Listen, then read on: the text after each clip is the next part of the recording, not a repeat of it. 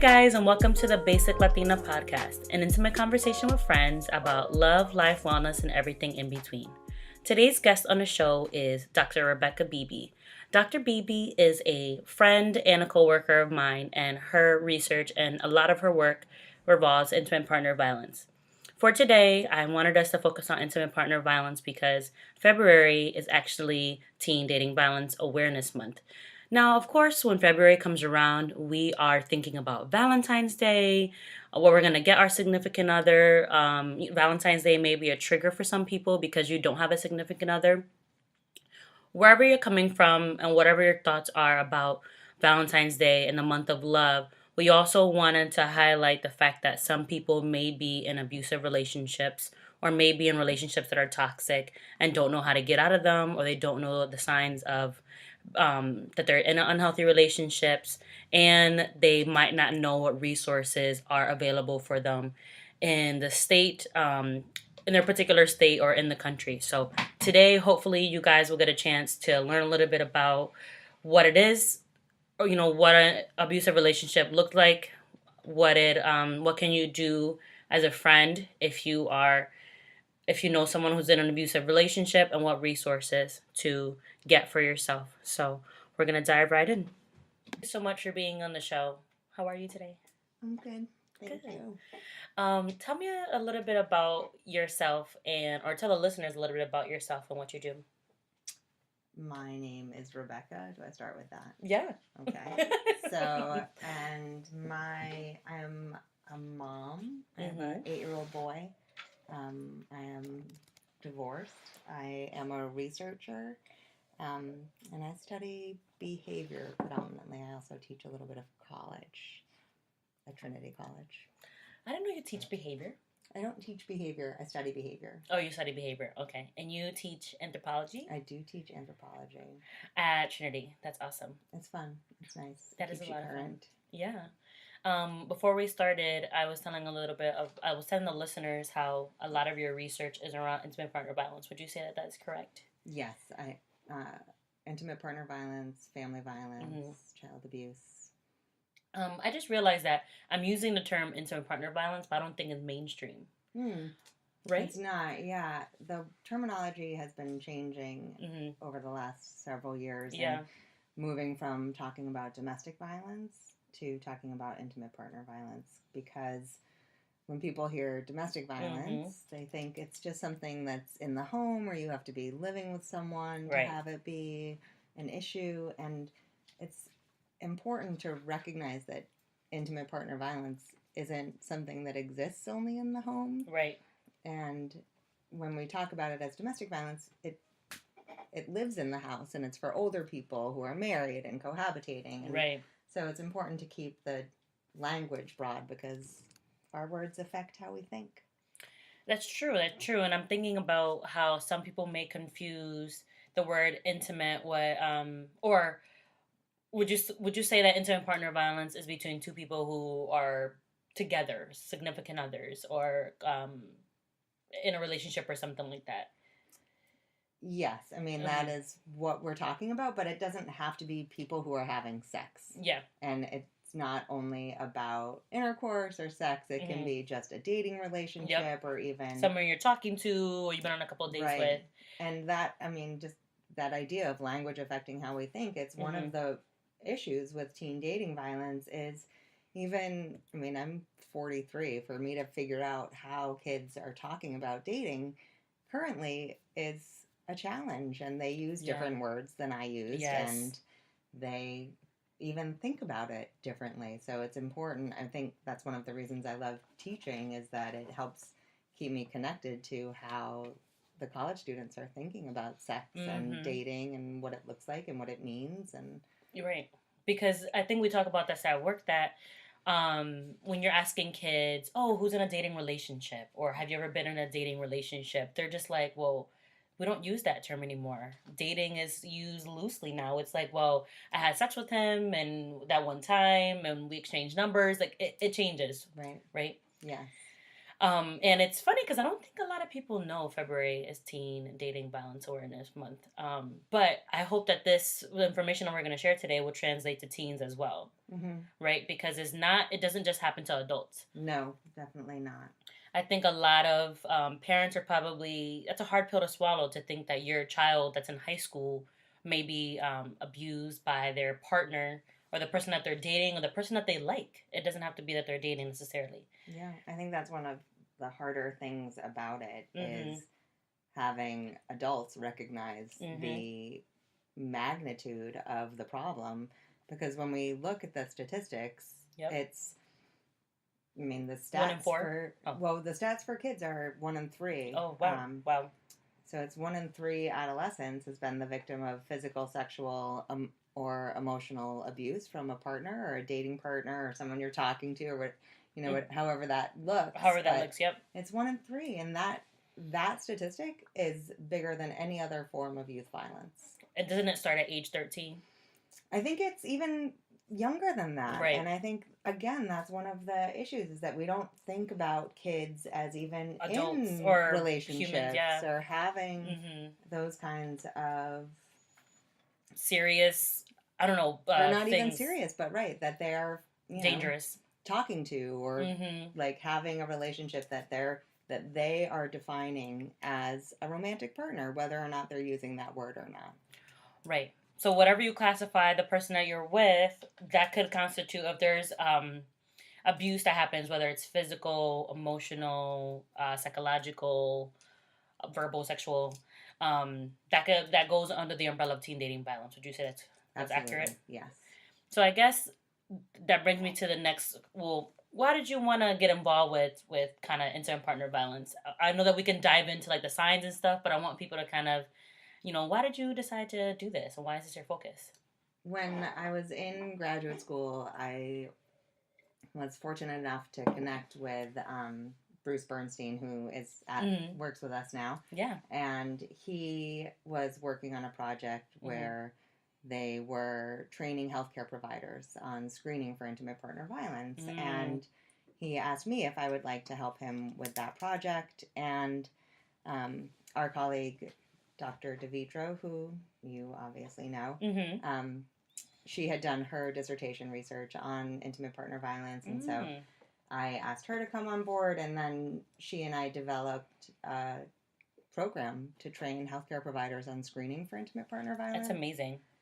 Which I feel like you do that now. We do. Wow.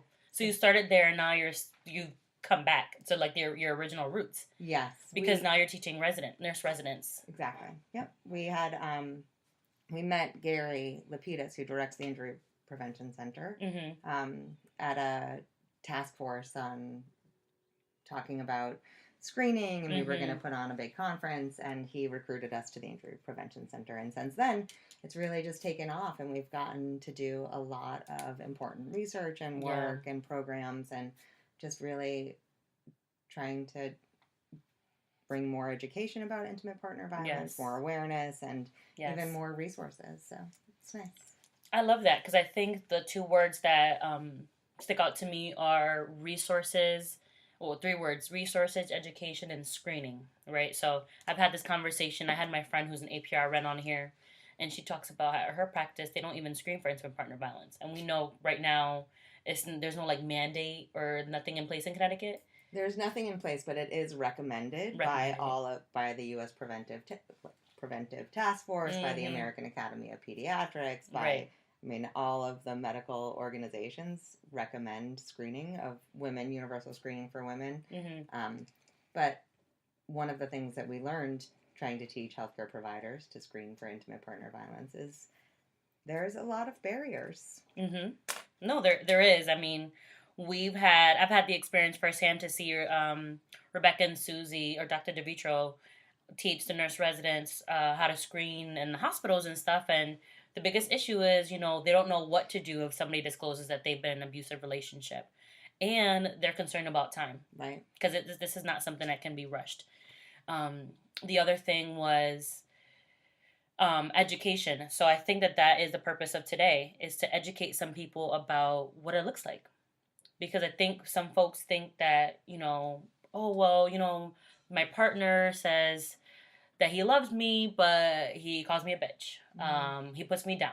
He tells me that I need to change because of the way I look. Those things, or he obsessively calls me. Like he or she doesn't need to put their hands on you for it to be abuse. And I think that's like the biggest thing that I want you guys to kind of take away from today, or one of the biggest things. That's a really, really good point. It's it's so unfortunate that people think that you have to be hit or physically abused for it to count as intimate partner violence. It's a huge problem, because one of the things that we know about intimate partner violence is that it gets worse over time.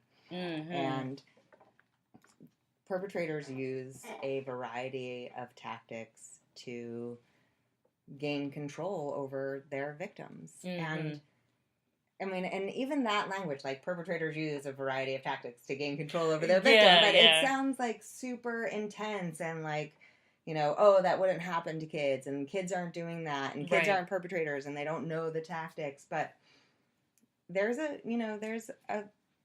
are things that people can do to chip away at a person's self-esteem, which helps you gain control over that person and makes you feel like you're more important in their life, and they're going to feel like they need you more because they're going to feel bad about themselves, and making people feel isolated, or isolating them from their friends. And we know that isolation is one of the first steps in the beginning, right after the honeymoon stage.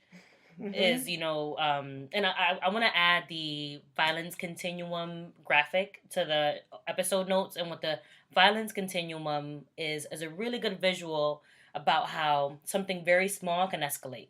And that's what we're talking about. That's what Rebecca's talking about. Is it doesn't have to be super dramatic, and it's not going to just happen once. So it could start with him or her telling you can't text this person, or I don't want you going out with other people, or this, or not even so obvious, because it's not going to be don't do that. It's going to be like, don't you love me? I love you so much. That's true. And let's just be together. You're really going to leave? Can't we spend this time together? If you loved me, you would stay. What am I going to do if you leave?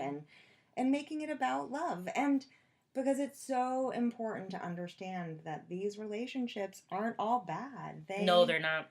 And that's what makes it so dangerous and so difficult. Right. Because they are loving relationships, and they often start out as very passionate and very romantic and very intense, except that intensity shifts and becomes... And the shift is important, right? Because what we do at the injury center is educate people so that they will know, okay, you might be in this relationship. What can you do about it? Because you're not bad people. You may have grown up in an abusive home, and that might be the only thing that you know. You might think that by loving someone is possessing them. It's having them to yourself and now allowing them to live throughout with other people. So I think I mentioned the violence continuum, and that it's important for you to recognize the signs, right? In the beginning, the low-level stuff. That might be a trigger where you're like, oh, wait a minute, this doesn't seem okay. Or I haven't seen my friends in 2 weeks. Exactly. Or the last time I went to hang out with my friends, I canceled. I've been canceling a lot with my friends. Yes, that's the stuff that happens the most, yeah. And if you feel like, okay, well, I haven't seen my friends a lot, I'm going to make time for them. And when you try and make time for them, your partner's like, don't you love me? Why would you do that? Don't you want to be with me? Your friends don't love you like I do, or they're not going to take care of you like I do. And so... Would you say that that's verbal or emotional abuse, what you just described? Like the person kind of making you feel bad about, or like, come on, like spend time with me, like stay home, that kind of like be with me kind of pattern of, I don't know, conversation. I think it gets complicated to tease out emotional versus verbal versus psychological abuse, but I mean, obviously the active put downs, you're lazy, you're fat, you're stupid, those fall into verbal abuse. But I think with emotional abuse, you can really frame... It overlaps. Exactly. Totally. It can encompass everything. Yeah, I like that you said that the verbal and emotional and the psychological can all overlap, right? Because you say something to someone, it's gonna affect them emotionally. It's gonna affect them psychologically. Mm-hmm. And if you add the physical abuse, all of those things kind of overlap. Right. But it's really about trying to take over a whole person. Yes. And your physical abuse obviously gets at the body, but if you think about what it's like to be afraid, yes, or fear, to be lonely, or to feel like you're in love with someone and still feel lonely, those kinds of things can affect our bodies too and make us feel tired and drained, and that we just don't want to do a lot of things anymore, or we don't have interest in some of the things we used to have an interest in. So it's just, it chips away at you. Totally. It does. And it's very hard to be able to step back from inside that perspective and notice what's happening, because we live in a culture where we're trained to have partners. We think about life as a couple, and who am I going to marry? What's my wedding going to be like? What are my kids going to be like? And that kind of grooming for you're supposed to be with another person, you're supposed to have a family, that begins, that might cause someone to believe, well, I'm going to put up with this because this is what I'm supposed to do. I'm supposed to put up with this because I'm 35. I don't have any kids yet. And a good girlfriend. And I'm a girlfriend, right. And I'm supposed to make my partner happy. So if they want me to stay home, or if they don't want me to have friends. Right. Right. And if I'm 35, what if, this is it for me? And this is, who my partner's going to be. And I need to get married because I'm 35. What's going to happen? So that kind of pressure is also working against being able to step outside and say, this isn't healthy, this isn't what I want, this doesn't make me feel good. So it's, there's a lot of things that make it really, really difficult to get out of a abusive relationship. I like that we were talking about the 35-year-old, but I just figured, I think it's the same thing for a teenager. It's the same thing for a teenager. Absolutely. Think about all the girls. I mean, we all know a teenager, and their emotions are they their nerve endings are just heightened. We know how developmentally they're at a place where they're immature, everything's heightened, hormones. Combine all of that with being in a relationship where someone is your everything and you're always with them, and you can't see your life without them. That is a lot for a teenager. So if you're in a relationship where the person is abusive, you might not leave because you're like, oh no, I'm going to put up with this because we've been dating for, 6 months, and that's a long time in teenage years. Or we had sex. Yes. And he's the hottest boy in school. Right. And you have that whole idea of status and reputation that factors in for kids. And when you're a teenager, you're living in this environment in schools where, there's teachers, but they're not watching every single interaction, and they're not policing every single interaction. And kids have their reputations, and that's really what they're working with to jockey for position. It's very important to them, and that's what's driving their status and really who they are in school. Yeah. So if you're a single girl and you've been single, you're like, well, I'm not the single girl anymore. The hottest person in school likes me, and then you might put up with everything. Or you might have sex before you're ready, or you might drink or do drugs or something else just because you want to connect and fit in. And we know that that's happening for kids. And then this idea of someone taking over and really trying to be in charge of you and in control of you can sneak up on you before you know it. It sure can. If you are in a household where your parents don't understand or have a hard time comprehending that their child that they raised well and taught them all the valuable lessons, that they were caught up in this relationship that's abusive, you might not go to them, or you might not go to your friends because they don't find it as unhealthy or abusive. They're just like, girl or boy, he loves you or she loves you. Like that, you're lucky. He's He loyal. texts you all the time. Right. He's always bringing you things. He's always Right. waiting for you outside of your classroom. Mhm. He knows. You're always with him every Right. weekend. Right. Right. And Those are that coveted. can seem, that's what makes it so dangerous is that Yes. we think that a lot of the behaviors that are warning signs, like constant texting, checking Yes. your phone, policing your social media, just really having their fingers or like knowing exactly where you Yes. are all of the time, those kinds of things can seem romantic and seem to indicate that someone cares about you and loves you, when that is probably true, but that level of surveillance is not healthy for Mm-mm. anyone.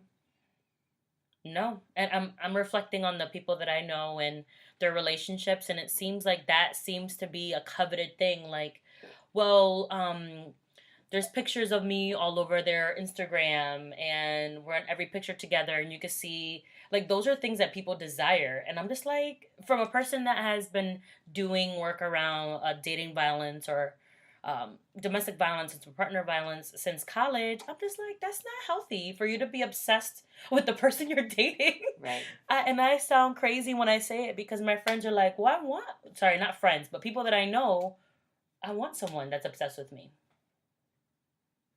And I'm like, wow. Yeah, That's tough. Yeah, that's it's tough. hard to. I mean, right? We're not we judging. Totally get right, it. right. I totally get it. I mean, Yeah. I often feel so as a single person. I date, and I often feel when I meet people that I want more attention than I feel like I'm getting from them, Mm-hmm. and that's a way that people can communicate love to me. But Right. I mean, yes, perhaps I could get more attention from Right. people, and that is fine, but it is not healthy to want to be someone's everything. We have to Yes. be ourselves. We have to love ourselves. We have to Yes. think that we're important and take care of ourselves. And Mm-hmm. I mean, I really think that RuPaul, when he says, how are you going to love someone if you can't love yourself? It's so true. It's so true. I have a different version of that. It's you can't pour from an empty cup. Right? So that means you have to keep your cup full. Yes. And we're in a I feel like if you're in a field, or you know what, not even, I was going to say if you're in a field like social work or anthropology or whatever, but I feel like we're constantly giving to people. Right? And I think that we're in an environment where we have to give to our partner, we have to give to our loved ones, but you really have to figure out what is it that you want and what's healthy for you. And I think that's why, I mean, that goes back to why I wanted to start the podcast and stuff, because it's true. How are you supposed to be a good person for the people around you, even if it's not your significant other, for your loved ones, if you don't take care of yourself? Mm-hmm. Yeah. It's also part of being a woman. Yes. Right? They teach us that we're just supposed to give and give. Girl. And give. Yes. Rebecca, I know that we've been talking about signs, but are there clearer signs? Not clearer, because I feel like everything we mentioned are clear, but are there other signs that the listeners could benefit from knowing that you might be in an unhealthy or an abusive relationship? I think that, right, just the things we've said, I think if they're constantly checking in with you or wanting you to check in with them,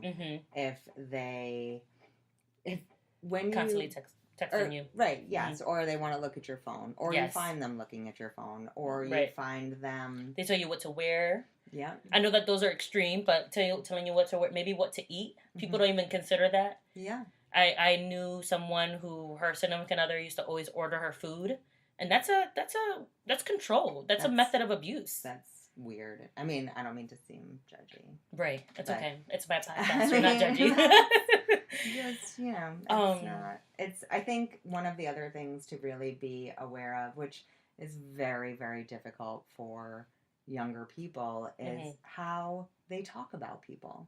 How does your partner talk about other people? Do they I didn't talk think about that. other people so that any problem they have ever had is someone else's fault? Or are they able to think about, oh yeah, I did bad on my history test because I didn't study? Or do they say, I did bad on my history test because that jerk teacher asked questions about things that he shouldn't have asked about or she shouldn't have asked about? And I mean, in any of other aspects of their life are they able to take responsibility for things that go wrong? Absolutely. And that's a really important sign, because if they can't take responsibility for any of the problems or issues or things that have gone wrong previously, it's going to be difficult for them to do that moving forward. Would you say that someone that you know or have witnessed has an issue with anger or has a short temper, could that be a sign that... Definitely. Okay. Definitely. If they explode or they have that explosive temper, or, I mean, I'm sure we all have people we know have triggers, that, you know, stuff anger down and stuff it down and don't talk about it and don't talk about it and then explode. Right. And that's not healthy. But if they're doing it, and when they do it, the explosion includes a laundry list of things that have happened over the last 4 months or year. Right. And you're getting that every single time this explosion happens. Right. And you just have to revisit all of the things that have ever gone wrong and that are your fault as the partner, because the offender or the abuser or the person who's controlling is framing it that way. Then, I mean, that's obviously... Right. There might not be clear... You might not have experienced any of these things that we just mentioned, but I'm thinking about my dating life as you were talking, Rebecca, and I'm like, I've turned down guys because I just saw clear red flags. It wasn't abusive. It wasn't unhealthy. It was just like, he talked, you know, bad about his mom. He talked down to the women around him. To me, that's a red flag. Or to people, servers at a restaurant. Yes. Treating people badly. Yeah. Talking about maybe somebody who's disabled. I once turned down someone and they were like, oh, well, F you, blah, blah, blah. Like, that goes back to explosive. But I think when you start talking to someone and you get to know them, if you're online dating, if you go to school with them, if this is someone you've known for years, look at the way that they treat other people. Like Rebecca said, to me, that's a red flag. It's, if you don't, I don't know, the people around you, if you don't treat them right, how are you going to treat me right? Right. And I know that's not, you might not be in a relationship with them yet, but that's a good way to screen whether or not that's a person you want to be with. Do they have close friends? Oh, yeah, that's a good one. Yeah, do they have close friends? Do they have people they talk to? What's their... I mean, yeah. But again, and these, I mean, it feels like warning signs for older people. I think when you're a kid, it's more about, like, how do I feel? Does this person make me feel better? Yes. Do I like our time together? Or am I worried all the time about... Or fearful. Yeah. And what's he thinking? What's he doing? What's he gonna do? Those kinds of feelings aren't what goes with a healthy relationship. You're right, because if you have a relationship that gives you anxiety, right, that's something to reevaluate. Absolutely. Or if you're getting asked to do things you aren't comfortable with, like sex, like different kinds of sexual activities, or naked pictures or naked texting, and all of that. Sexting. Like, if you're getting put in a position where you say no, and it's, oh, don't you love me? Or are you sure? Right. That kind of pressure. But kids are so used to that kind of pressure because that's what kids do. So that can be complicated. And as grown-ups in the lives of children, we have to talk to our kids. And we have to know what's happening for them. Who are your friends? Who did you talk to today? Yes. What was that like? How did you feel when you talked to your friends? Yeah. And really paying attention to our children and the children in our lives to make sure that they are comfortable. Absolutely. I love that you did that segue, because I was going to say, you know, we mentioned that if you're in a relationship like this, or if this is you, you're not a bad person. But what can you do if you think that you might be in a relationship like this? But I think for parents, it's before your child even starts dating, it's having those conversations at a young age. What boys and girls, okay? Because I think this might be a little bit off topic, but we tell girls, this is how you dress. You don't walk home at night by yourself. You don't do this. You don't do that. But we don't teach boys not to rape, not to touch people inappropriately, you know, make sure you listen to a girl when she says no, or don't force yourself on someone. Like, we don't teach. If you're a mom or a dad and you're listening to this and you do teach your boy this, then congratulations. And thank you.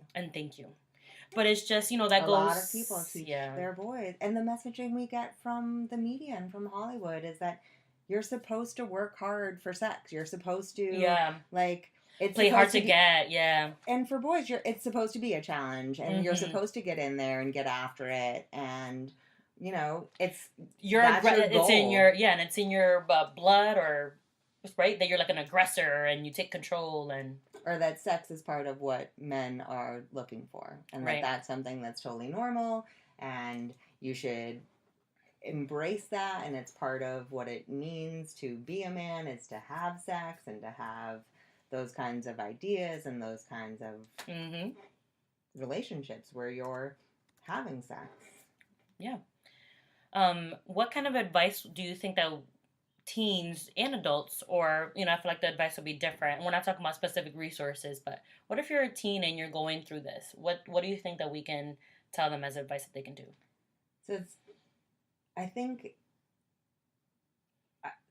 it's really, really hard as a teenager, because it's hard enough to be a teenager. And then when you throw an abusive relationship into it, that's really, really difficult. Especially, right? It's hard. You're forming your self-identity when you're a teen. And if someone is getting in there and getting after your identity while it's forming, that is really, really destructive, and it's hard to recognize. So I think that one of the best things we can do, just like we started this conversation with, is education, because it's going to be the peer groups who can provide good support, and giving permission for peer groups to talk to grown-ups, and having grown-ups who can respond in a thoughtful, appropriate way, and not come in guns blazing and just... They know everything, and listening to the teenagers. Making it more difficult for the kids. We have to be able to meet kids where they're at and to talk to them about it in a way that isn't going to make them shut down and sneak around, because that's not going to keep anybody safe. Right. But I think that if we can give kids permission to talk to each other, and then permission to talk to a grown-up, and to bring a grown-up who can, like I said, just respond appropriately and thoughtfully to that situation, that's where we can start to protect people. You hit on so many important points. I'm thinking about the kids that I teach right now. I go into high schools and I teach kids about teen dating violence, and when we are recruiting for schools and talking to people about our program, I've had adults tell me, like, oh, you're asking kids if they've been raped, or if they've raped someone, or if they've hit their partner, or if they've verbally abused their partner. We're like, yeah, because guess what teens are doing? They're having sex. And guess what's happening is that other things are on top of that. From starting from elementary school, kids who might have been exposed to violence are already showing that behavior at a young age. It's that kid that's diagnosed with ADHD. It's that kid that's on medication that you might label as an ADHD kid, but he might be suffering through trauma, and then that rolls over, is never addressed, and that might roll over into them being an abuser and being in an unhealthy relationship. So I love that you touched upon parents and educators, or people just listening to teenagers, because I don't think we do that enough. We definitely don't do that enough. And like, when you look at the stats around it, parents don't think their kids are sexually active. No, they don't think so their sad. kids could even be in a dating relationship, let alone an abusive dating relationship. There was a study done in 2005 that looked just at this, and it was over 80% of parents didn't think that teen dating violence was an issue or wouldn't be an issue for their kids, and it just shows a really profound lack of understanding for what's happening in the lives of our teenagers today. No, absolutely. And I think if you have an opportunity to work with teenagers, or if you're in the helping profession, I hope that you will understand and recognize that this is something that's affecting teens. And you'll try to make it a part of your work somehow, or talk to your teens about it, or if you have teenagers or small children in your house. And be thoughtful to it. I was having a conversation with a girl who was 15, who was in high school.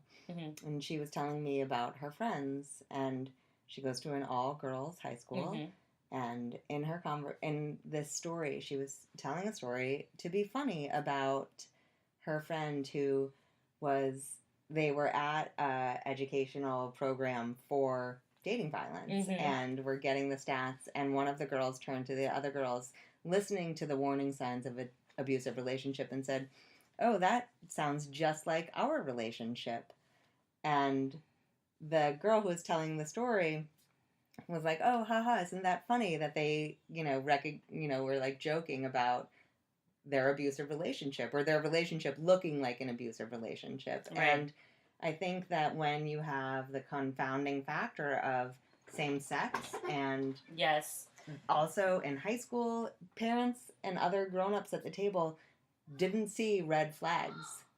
So what are some signs? Because it's could be similar for teens and adults, but for teens, I feel like it's a lot of the like low level control things. There might be some really dangerous things that are going on, but I think for adults, things are probably different. Or you know what? Are they different? I shouldn't assume that. Sorry. Because the way that you gain control over another person is largely the same. You make them feel bad about themselves. You chip away at their self-esteem. Yes. You chip away at their social support network, and you make them fearful of everything. Fearful of you leaving, fearful of getting hurt by you. So I think that because the ways of establishing that control over someone are so similar, that dating violence and intimate partner violence with adults looks similar. Absolutely. But I think that for kids, and for, right, I was going to say for kids, it's harder to recognize it from within, but I don't know that that's really true. I don't think it gets better with age. It's just, it's so hard, and it happens slowly and gradually and over time, and within the context of love. Yeah. And that is confusing and dangerous, and it really just points to needing the support of friends. And if you feel yourself losing contact with your support network, that's a red flag. But yes, if you have, I think the most important thing is, as friends, to know that if you have a friend who cancels plans, if you have a friend who only talks about what a dick her partner is, her boyfriend is, that you don't say, I feel like all you do is say that your partner's a dick, and I've had to listen to that for 3 years, and I've been saying, then you got to get out, and you stay. I don't want to hear it anymore. Right. That's really dangerous. You can't, you're giving the abuser permission to continue to abuse your friend. You're saying, I'm out, I can't help you, it's it. And as friends, we have to be patient, and we have to meet our friends where they're at and listen with some intent, and know that listening and giving permission to have those feelings can be helpful. And women do leave. Women leave abusive relationships, but it is very, very hard. Yeah. And it is very, very dangerous to leave an abusive relationship. Isn't that the most dangerous time? So you brought us to our two. You answer both of my questions I was going to ask you. You're like a genius. Or a psychic. Both, obviously. I think so. I'm guilty of what the first point that you said about knowing a friend who's always complaining about her boyfriend who's doing things that are abusive, and being like, oh, I'm so tired of this person complaining, and I'm so sick of hearing this, and being burnt out. But it's like I've learned, because it takes learning, right? You don't just Rebecca didn't become an expert because she wasn't born with this knowledge, right? She had to study, she had to experience things, she knew people, she experienced life just like me. And I only learned the past year that if my friends are complaining to me about their partner, even if I'm sick of it, even if their partner gets on my nerves, I have to stick around with that friend, because it's so dangerous if I leave that friend by themselves. That is exactly what the abuser or the person wants, is to isolate you, because that's what they do, right? They make it so they covet the person so much that their friends get sick of not seeing their friend, and then that's when abuse escalates. Right. So I only learned that the past year, and it has changed the way that I talk to friends. I'm always like, if a friend is telling me well, he talks to me this way, and he does this, he does that, And inside I might be cringing. I say, you know what? I want you to be happy. What can I do for you to be happy? Or how can I keep you safe? Or That how can I sounds help really you? hard. That sounds really hard. Yep.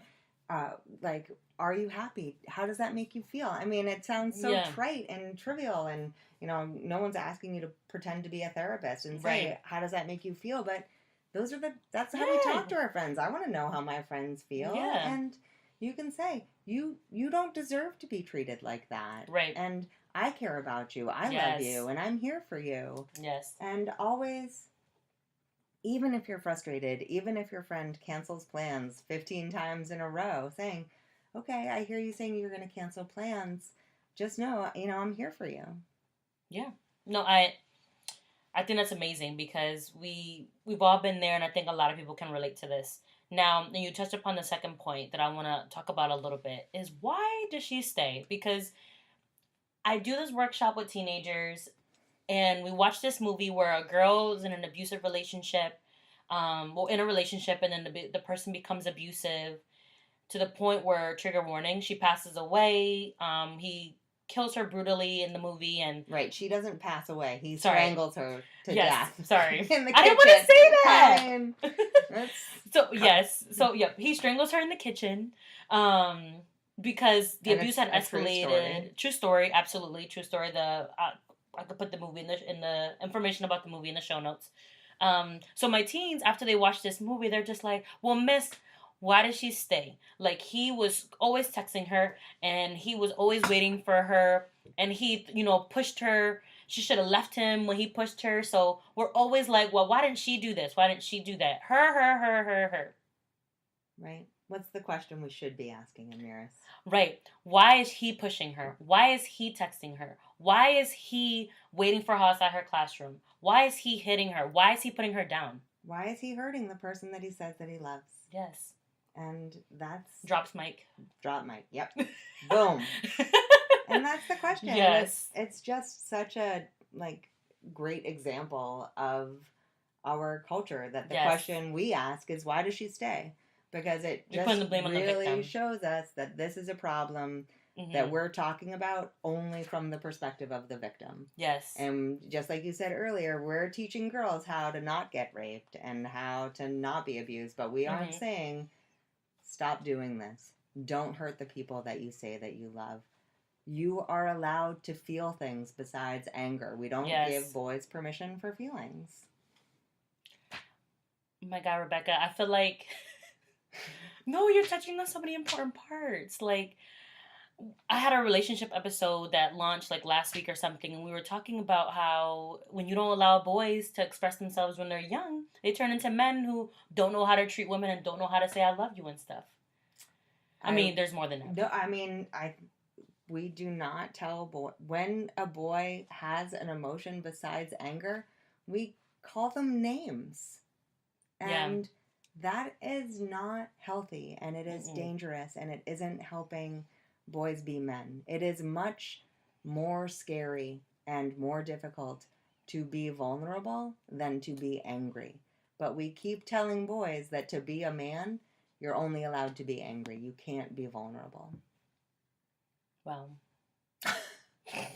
it's super sad. No, it is super sad, but I think it's really, really important. And I mean, I told you I was in a class at Trinity. Yeah. And we're talking about dating violence, and I'm talking to my students, and we're talking about what they do when they come for orientation, and the girls are like, oh yeah, they told us don't walk alone at night, all these things, keep your drink in eyesight, don't leave it anywhere. Right. And I had one of my men students raise his hand, and he was like, yeah, they don't tell us not to rape girls. And he literally said, they don't tell us not to rape girls. And I said, do you need to be told not to rape a girl? And he said, well, but that's just the messaging. We don't get the messaging that says, don't do this. Do you know if at Trinity or at college campuses, are they doing the affirmative yes thing? Yes. Okay. Which the affirmative yes is, I think the language before was no means no, right? But now we're saying that affirmative yes is more important. So that means if you're with a partner, and we've kind of scrolled right into sexual violence, but that's okay. When you're with a partner or someone that you're gonna hook up with, and you shouldn't proceed unless you get an affirmative yes. And for my friends, go ahead. It's the knowing. So it's an active, aware, knowing, voluntary, and mutual consent to engage in sexual activity. Right. And yes, it seems like a lot. But come on. I mean, it is rampant, and there is so much pressure, and people have to feel okay about it and be sensitive enough so that if your partner is pulling away even a little, that you register that and don't view that as something that you need to work harder to overcome. Right. Like if they're pulling away, that's your cue that this isn't the right time. Right. Like I tell the kids that I teach, again, we watched this movie, and in the movie the girl gets raped by her boyfriend, which that's an odd concept for someone, right? Because it's your boyfriend. Why would your boyfriend rape you? But she clearly was not down to have sex.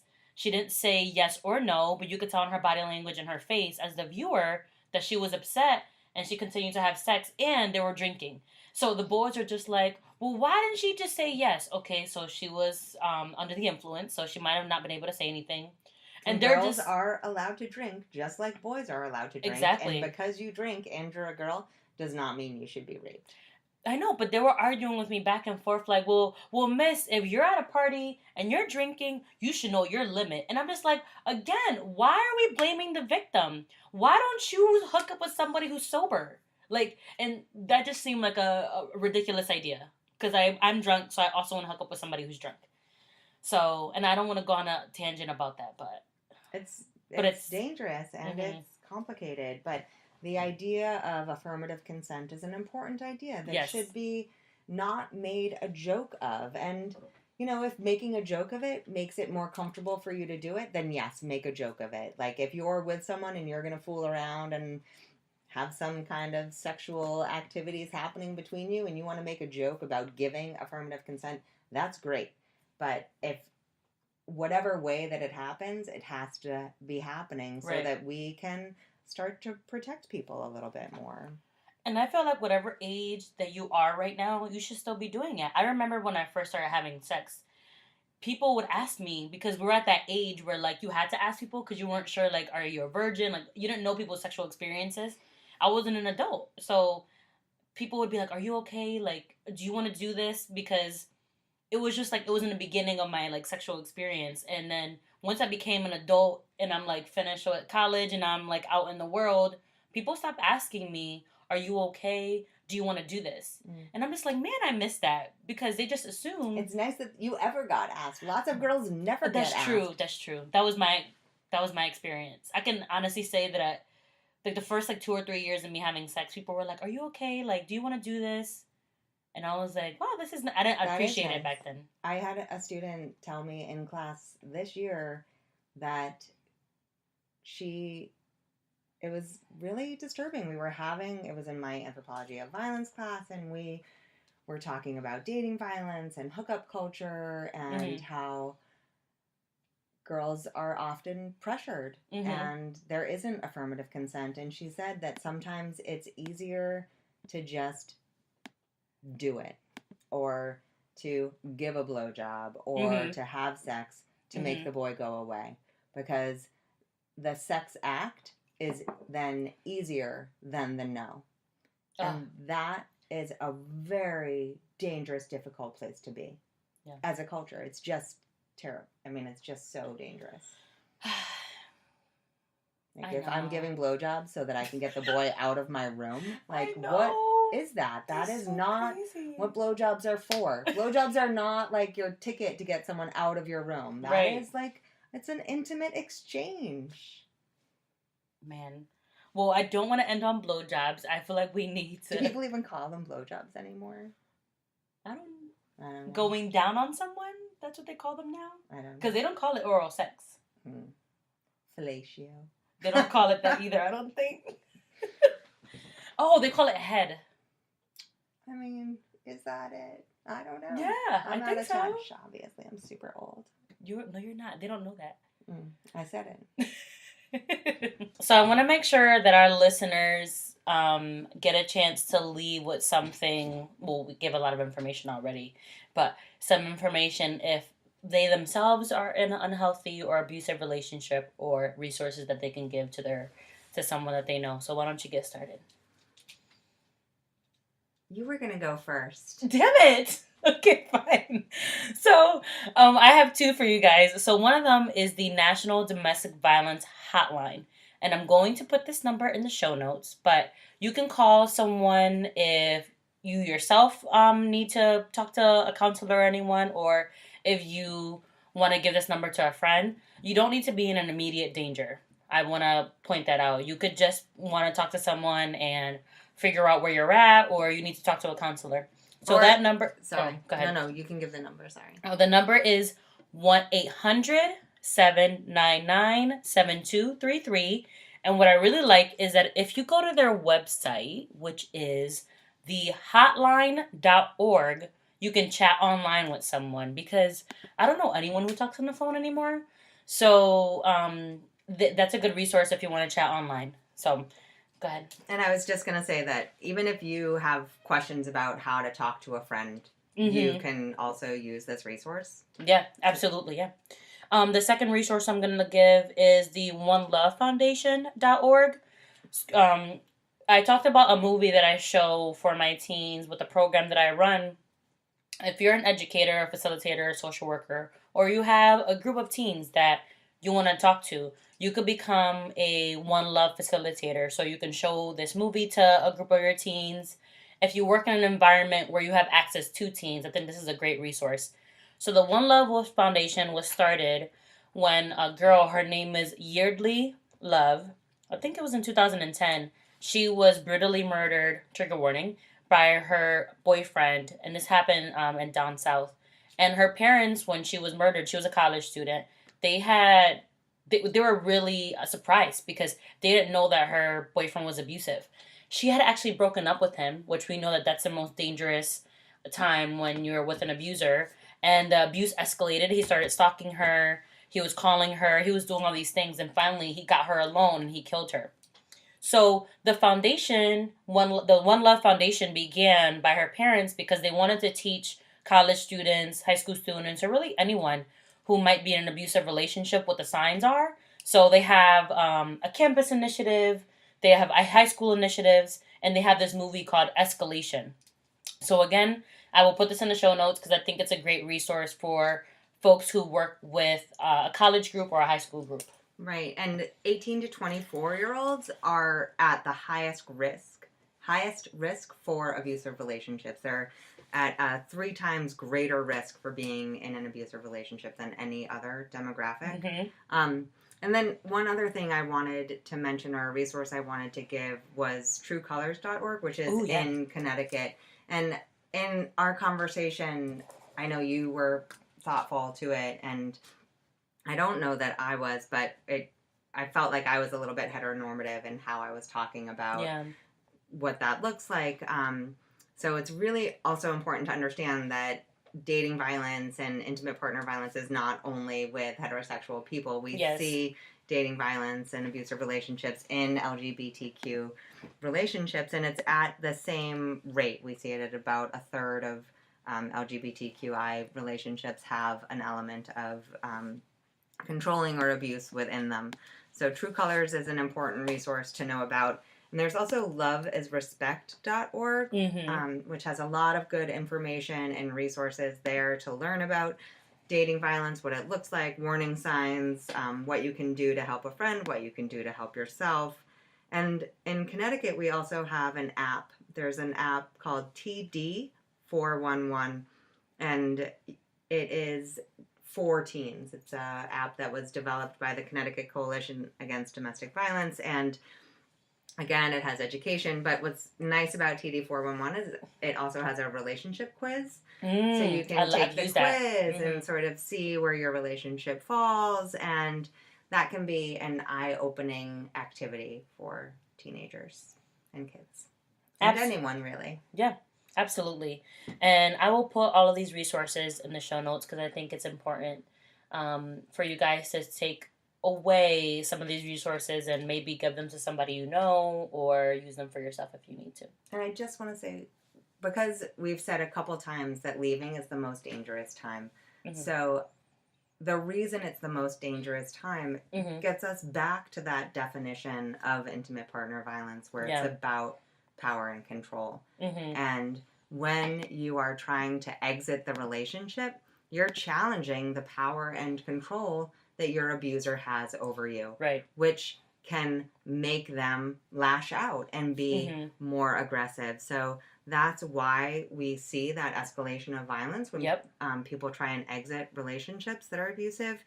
But it's also a reason that if someone tells you that they're in an abusive relationship, or if someone's talking to you about things in their relationship that strike you as abusive, that the response is not, you got to get out, you got to leave him, because that is so dangerous. And if you're a victim of intimate partner violence or dating violence and you've had this partner trying to control you, to have someone else tell you what to do isn't going to help you make choices. It's just another person telling you what to do.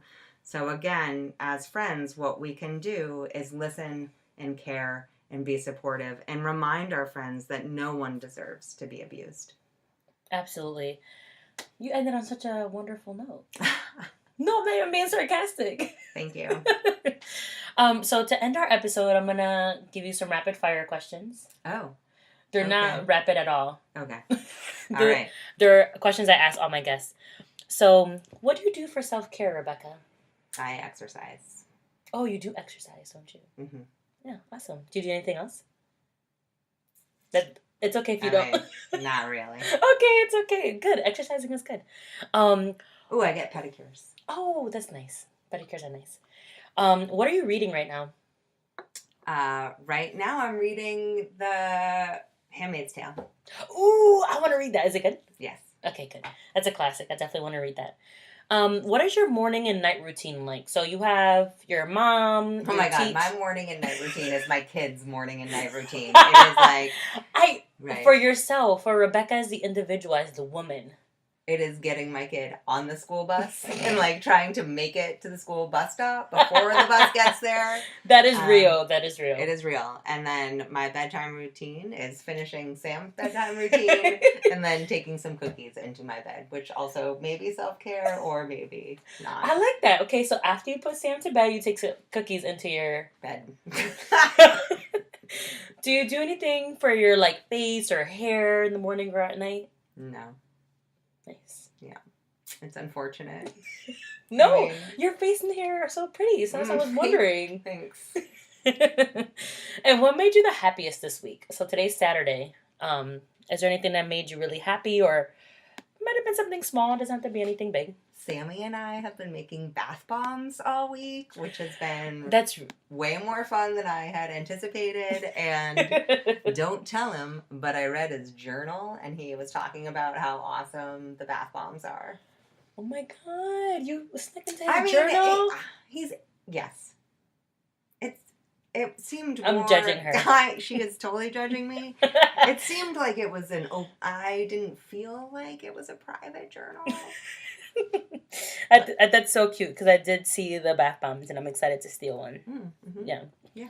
Thank you so much, Rebecca, for being on the podcast. Thank you for asking me. It was my pleasure. Yeah, I think we hit upon a lot of topics, and I think that people will really gain something from today. Can I say that my original objection to the go ahead. podcast, Amneris told me that she was doing it. Super exciting because I love Amneris and I think she's full of really valuable insights and opinions. Thank you. And I couldn't believe when she said that the name of the podcast was Basic Latina. I was like, Amneris, you are anything except basic. Except I guess I just didn't understand what they're right because I'm really old, as I've mentioned. So basic has also other meanings, but it's really awesome, and thank you for including me in it. Thank you. And I don't think I've ever addressed this, but the reason why it's called Basic Latina is because I'm a mixture of a Latina woman who, grew up in a super Latina, Dominican, Puerto Rican household and doing all those traditional things, but also having this other side of me who went to like predominantly white schools and was around mainstream things. So it was like a play on both of my worlds, being Latina, but also being in that basic Starbucks, bookstore, North Face, Uggs kind of thing. Because when I was in college, people would call me a white girl when I came home because I was too basic. I was wearing North Faces. I was wearing Uggs. I was going to the bookstore. I was doing yoga. So it's kind of a play on words that because I like certain things doesn't make me basic. So I totally agree. You are totally not basic. Thank you. Super awesome. Thank you. And thank you guys so much for listening to today's podcast. If you have any particular questions for myself or Rebecca, as I mentioned in every episode, we have an email address. So I hope that you'll write in soon because I really want to answer some of your questions. And if you have any questions or concerns or comments, you can email me at basiclatinapodcast@gmail.com. You can also find us on Instagram and Facebook, Basic Latina Podcast, across all the things. We are on SoundCloud, YouTube, and Apple Podcasts. It's really, really, really important that you guys rate, review, and subscribe because the more that you rate, review, and subscribe, people will find the podcast. And I want to make sure that I highlight the people and the subjects on this podcast more so we know that visibility is everything. I can't end this podcast without thanking the Pod Squad for making the Basic Latina podcast sound so good. So the sound editing is by Gabbie Barnes and the music is by Michael Guns. I'll talk to you guys soon. Stay well and take care.